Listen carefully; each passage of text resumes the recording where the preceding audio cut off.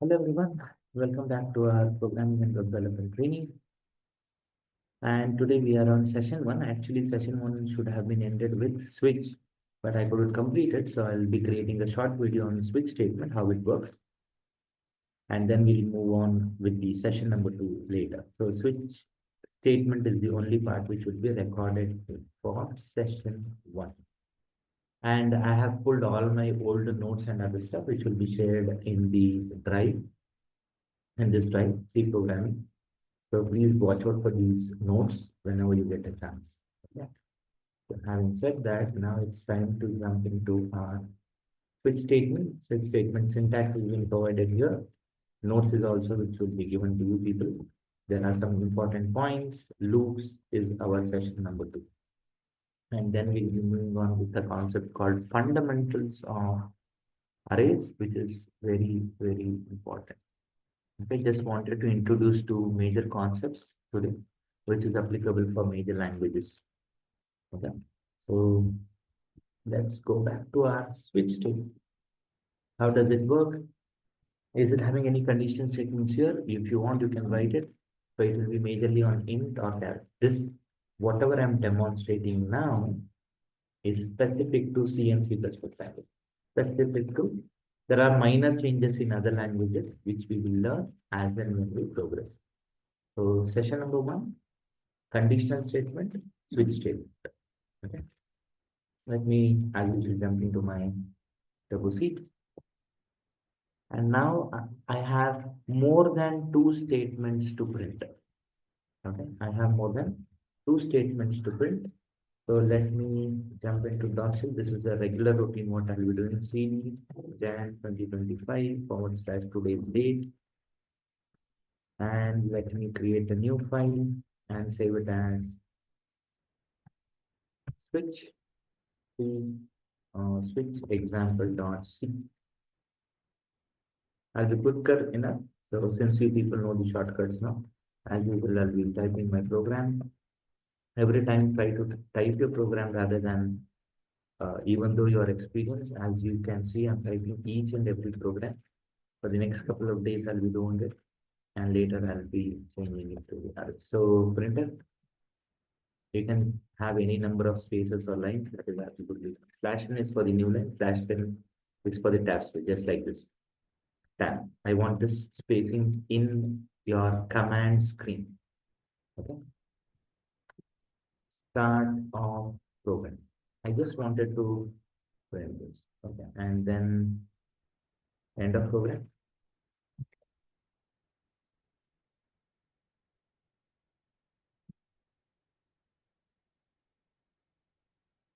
Now I want to print some names, which are my favorite names. Okay. I want to print India.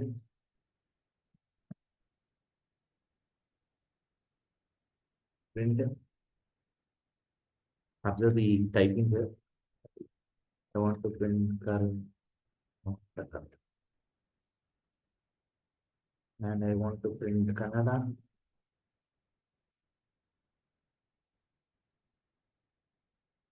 I want to print Dennis Ritchie. Okay. I want to print only one of these.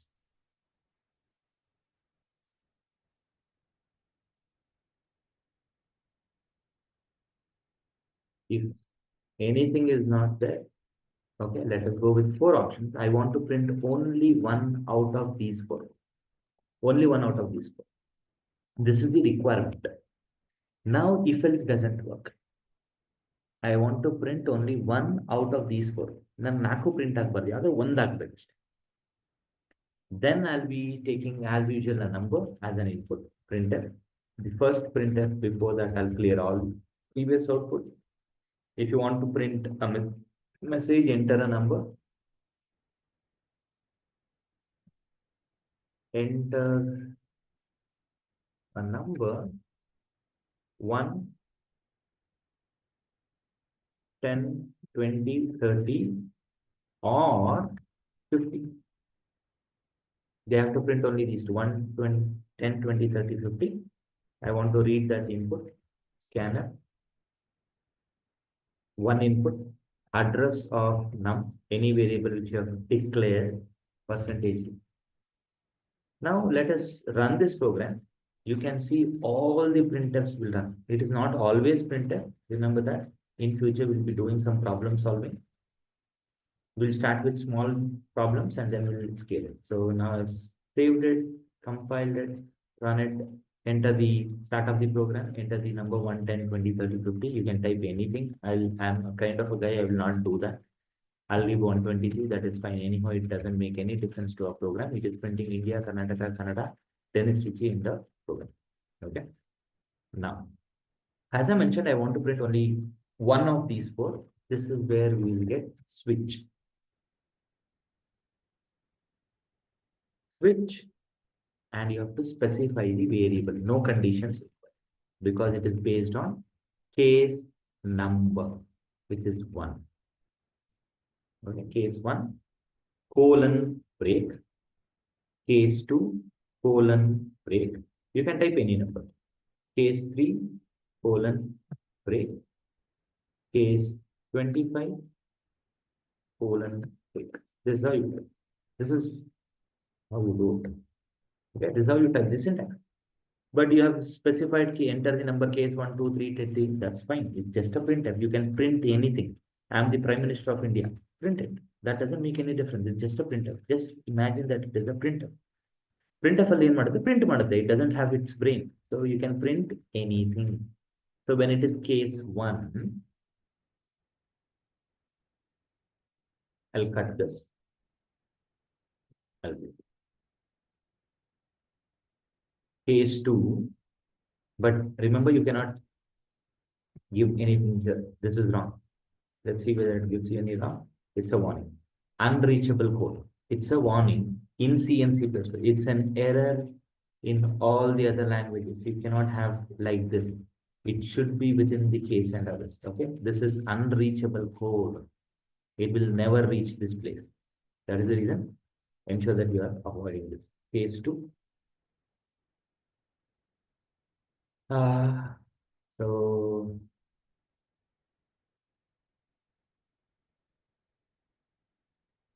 case 3, then it will print all the 3.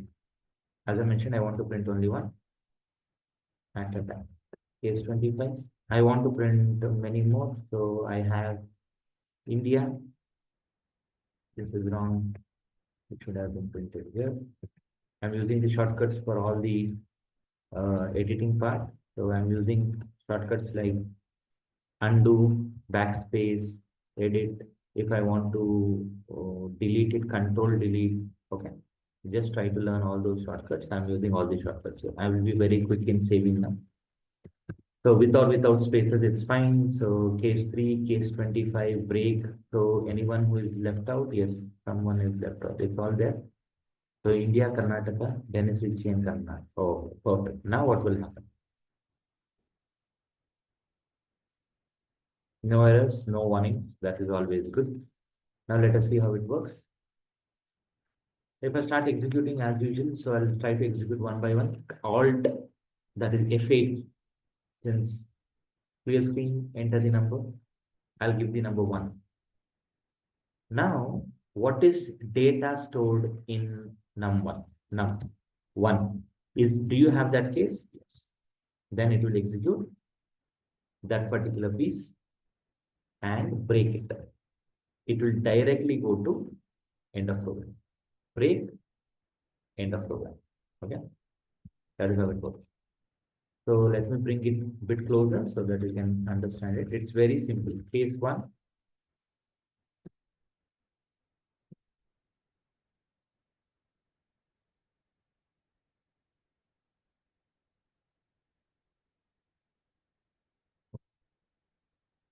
Case 1, it will print India. Case 2, it should print Karnataka. Case 3, it should print Tennessee. Case 25, it should print Kannada. Any other value should be printing nothing. You should see 3 printfs mandatory. Start of program, enter the number, end of program. Okay. So I'll save it. I'll run it. Enter the number 1. 1 is for India. Okay. So don't worry about that print 120, 10, 20. I'll give 2. Now you can expect Karnataka. If I give 3, it is Dennis Ritchie. If I give 25, it is Kannada. If I give 123, no doubt it's an input, but it will not print anything because the case doesn't match. Okay, let me show you that which doesn't print anything. I'll give any number like 10. You don't have that switch. You don't have that case, so directly it will jump out. But now, no matter what, I want to print something. Default colon, since it is the last one, you can ignore the break. But I want to print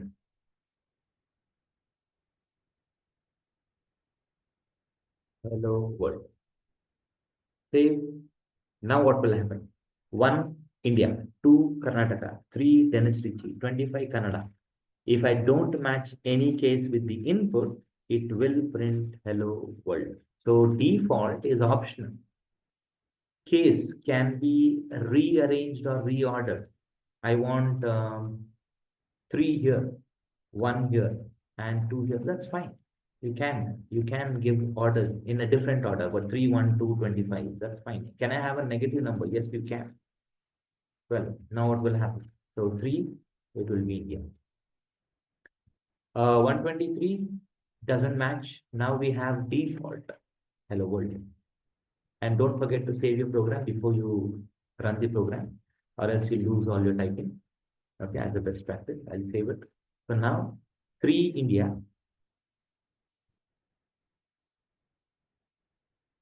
3 is India, 1 is Karnataka, and it is not in order, right? Not in the order here. Can I give a negative value? Yes, you can. You have that value -12, which will be printing Karnataka. Kannada. So this is how you can go with, and throughout this month, January month, we will work only on number input. Okay. Every time we'll be working in number input. So rest of the things we'll learn it once you know this if else switch and others. Okay, now can I write default? This is one of the interesting things you should know. Can I write default in the beginning? Yes, you can. It's not an error. Can I write default somewhere in between 2 different cases? Yes, you can. It's not an error. I'm compiling it again. I'm saving it and compiling. It's not an error. You can write default wherever you want. And but remember that you cannot have a duplicate cases. Like 3 again. No, sorry, you cannot. Duplicate case. I cannot have even this one, 1 plus 3. Okay. This will be causing an issue. Okay.